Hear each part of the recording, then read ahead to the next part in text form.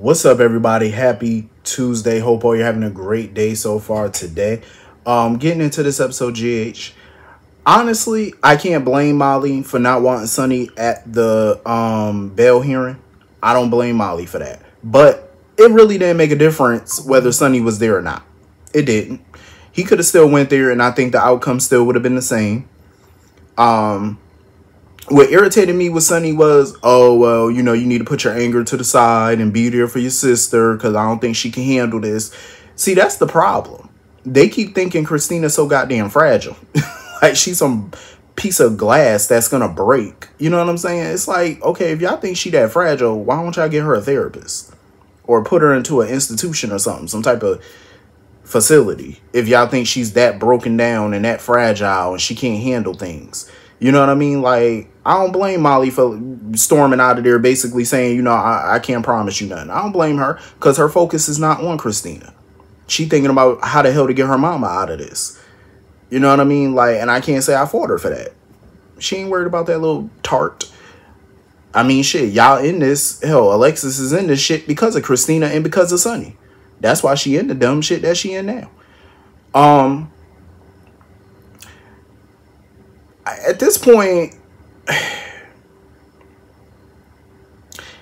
should Christina come forward or whatever and speak up? I don't know if that's going to make too much of a difference. I mean, I don't know if that's going to help or hinder because I agree with Alexis. It just might make things worse. I mean, it could. I don't think it could make it any more worse than the shit is already worse. I mean, but at the end of the day, they both know they didn't do this. Neither one of them did this mess. But it's a mess. I don't know why they were so shocked that a FBI was at the damn hearing as a prosecutor. One of their own got shot. And I'm happy that a Fed finally is on the case. Because, I mean, hell, the PCPD has been investigating this whole thing themselves. And I'm like, when the Fed's gonna jump into this? And it's about time the Feds jumped in. I was so disappointed in Alexis as an attorney because she's a damn good lawyer. She's a damn good lawyer. She's spectacular. You know what I'm saying? Like, we've seen her win so many cases for her other clients. But when it comes down to her own case, she can't get herself out of this mess.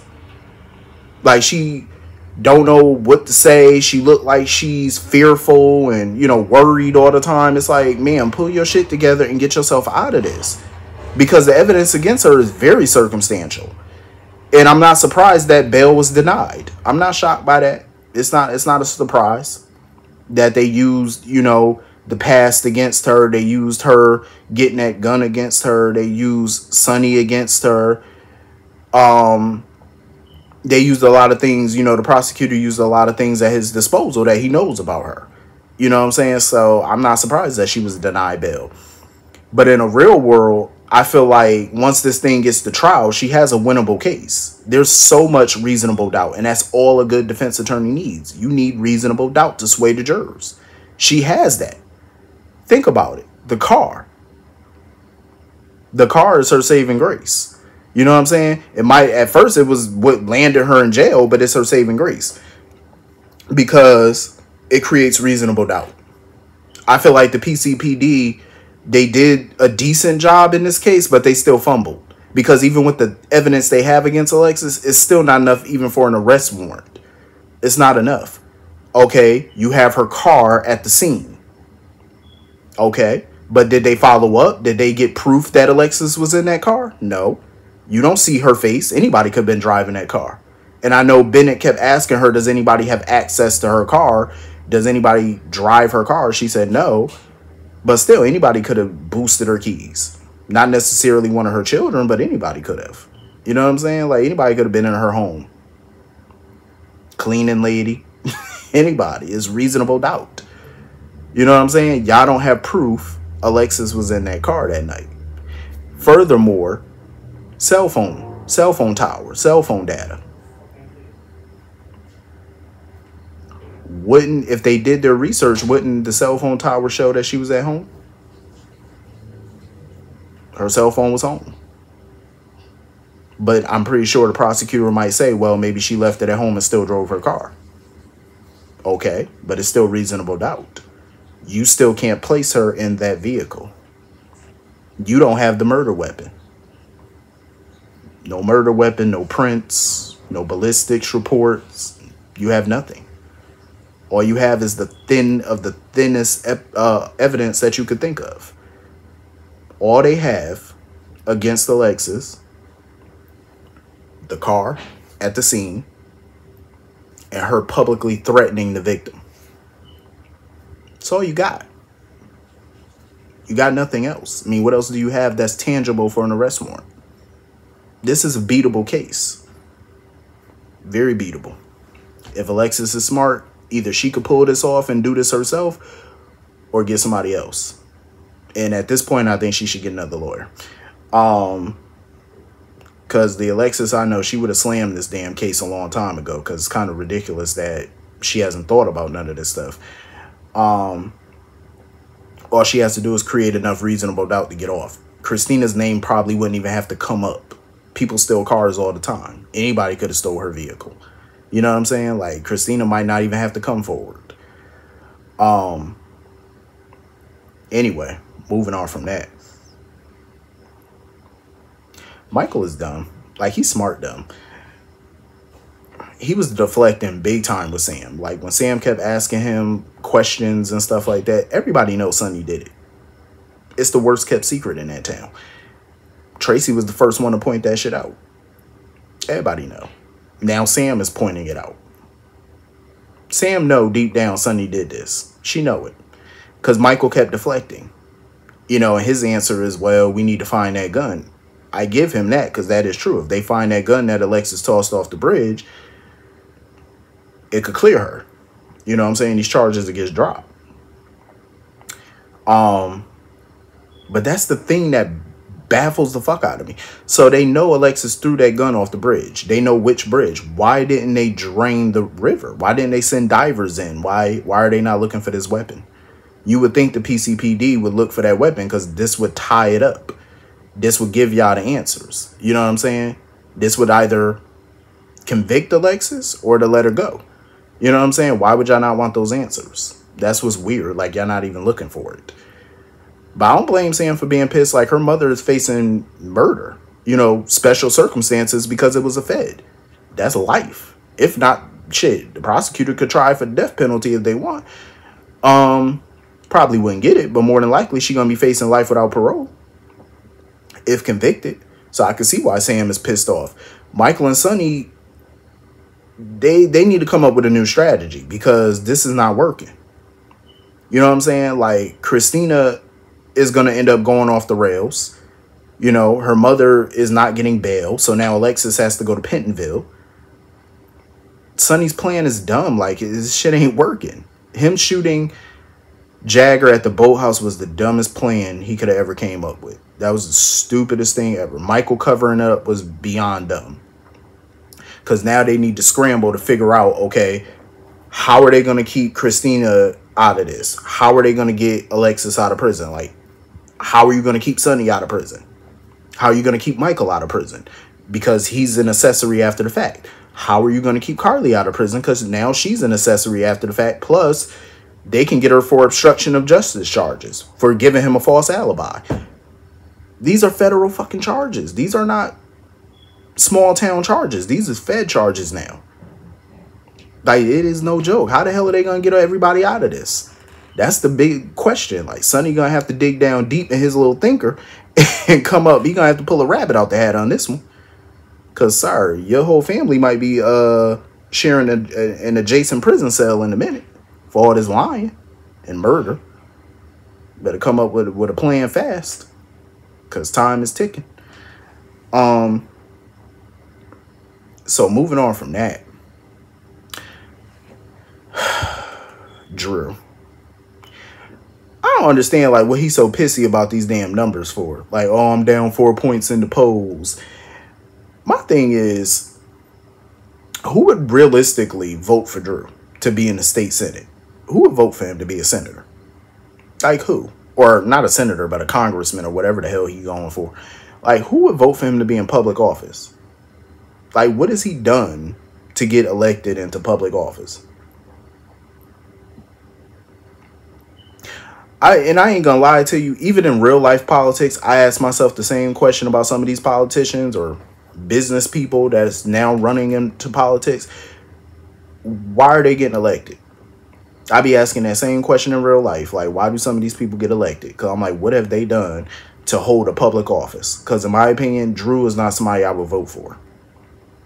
No, I would never vote for nobody like Drew. Like, sir, you have done nothing for my state, my economy. You ain't done shit for me to trust you and vote your ass in. I don't give a damn how much money your family got. I don't care what your last name is. No.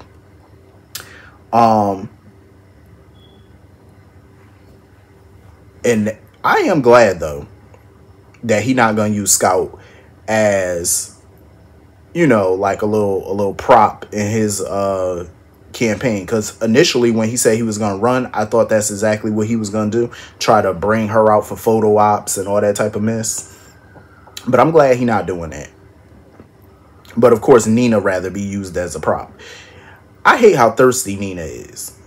Like, Nina is coming off very dehydrated. Like, she need a bottle of agua. Because I'm like, ma'am, she needs some Avion water. Like, you need something. Because you thirsty. Like, she know good and well this man is attracted to... He's attracted to her daughter. Kissing up on her daughter. And she still want him? That's nasty. That's sad. It's pathetic. And it's nasty. I'm like, ma'am, you need to go in the house and go get you some shame. Because why?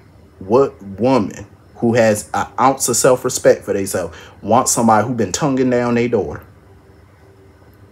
Why would you still want him? The sight of him should make you want to...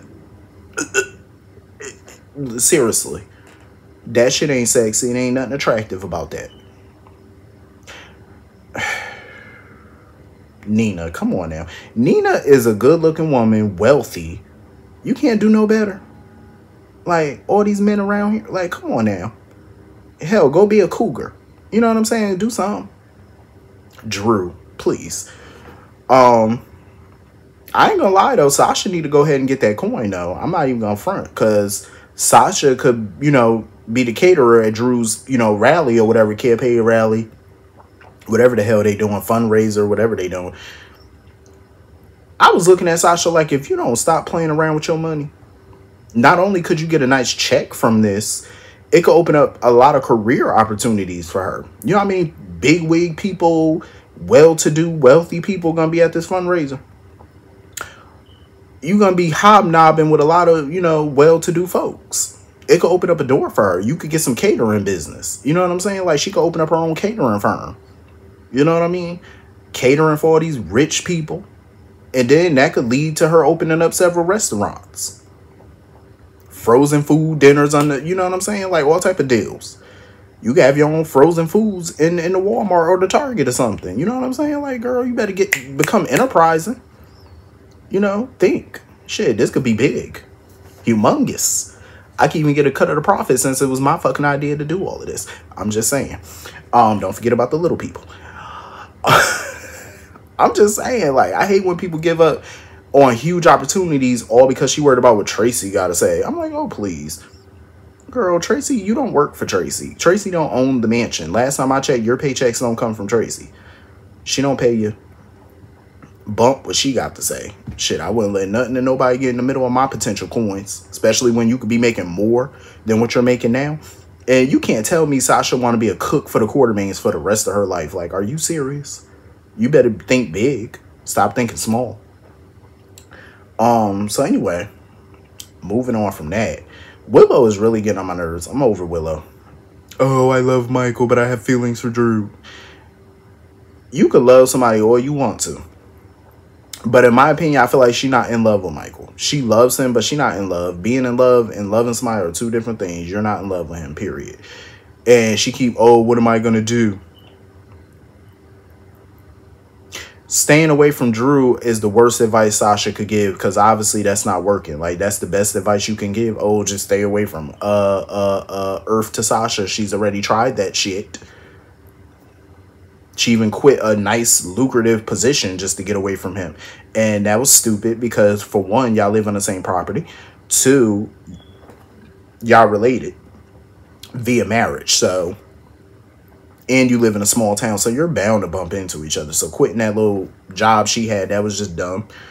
All of this is stupid. I'm like, girl, you might as well just rip the Band-Aid off. Tell Big Mike that it was nice, you know, but you ready to go. And you ready to go get you somebody else. At this point, you might as well. I'm just saying. Because staying away, obviously, is not working. I love Michael. Oh, please. No, you don't. No, you don't. No, you don't. Sasha sitting there. Oh, we all make mistakes, sweetheart. Sweetheart. Doing something one time may be a mistake. But when you do it multiple times, it's not a mistake after the first time. It cancels that out. I'm just saying. So anyway, moving on from that. I am so glad we got some Stella and Trina today. I'm glad Stella was pushing Trina to go back to school. You know, I understand Trina loves, you know, working at the gallery and stuff like that. And she making some sales and she doing real well. But she need to finish what she started at that school. She does. She need to go back to school and finish what she started. I feel like she should not continue to derail her education all because of Spencer's death. I understand she grieving. And she can still grieve. But it's time to move on with your life. You know what I'm saying? You can't wallow and, you know, she's too bright for that. That's why I'm glad Stella, you know, pushed her to do this. She was like, nah, let's go. Let's go sign you up. And I'm glad, thank God, for our Aunt Stella, because Trina needed that push. You know, it's time for Trina to get up and start, you know, living again. You know what I mean? It's time. That doesn't necessarily mean start dating or nothing like that, but start going out more, start smiling more, start, you know, enjoying your life like you used to do. You know, I know it's hard, but she need to start. And I'm glad Stella was there to push her to start doing that, because I live by a motto: day one or one day. Which one you want to do? I prefer day one, you know, over one day, because if it continues to be one day, it's never going to happen. Start on day one. That's what you have to do. But anyway, I think that's pretty much everything in this episode. I think that's everything. Hit the comment section. Let me know what you all thought, and I will see you all later. Have a great night. Peace.